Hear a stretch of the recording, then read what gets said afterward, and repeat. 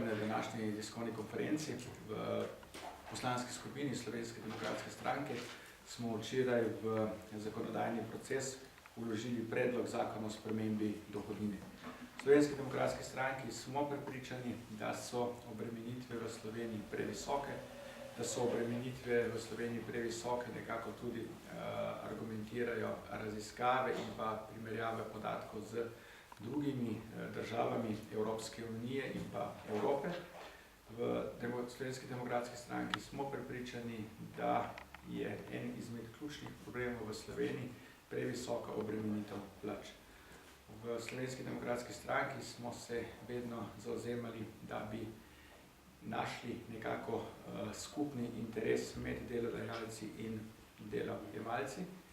In prepričani smo, da sprememba zakona o dohodnini pomeni pozitivni premik tako za delodajalce kot za delodajalce. V Slovenski demokratski stranki predlagamo pri spremembi zakona o dohodnini dve spremembi, in sicer poglavitni rešitvi sta znižanje stopenj v vseh dohodninskih razredih za 2 odstotni točki in pa zvišanje splošne dohodninske olajšave iz sedanjih 3300 evrov na 3500 evrov. Te spremembe so pozitivne, tako za delojemalce kot za delodajalce. Na primeru povprečne plače bi takšna sprememba pomenila približno 400 evrov več letno v denarnici tistega, ki zasluži povprečne plače.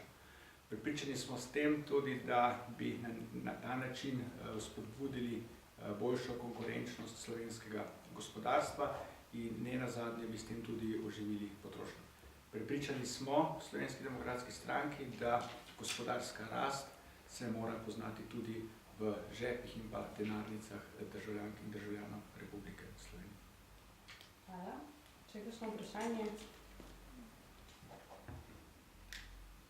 Mislite, da Slovenija bi bo vlada naklonjena temu oziroma koalicija, glede na to, da se bližajo volitve oziroma da je že večkrat bilo poudarjeno, da so stroški dela previsoki v Sloveniji, tudi včeraj na vrhu gospodarstva na Brdu?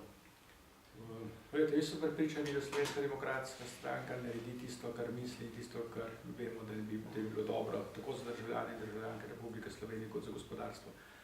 To vprašanje morate nasloviti na vlado, na ministrstvo za finance oziroma na koalicijo poslank in poslanko, ali bo to zadevo podprli ali ne, tukaj migracije ne moramo dati.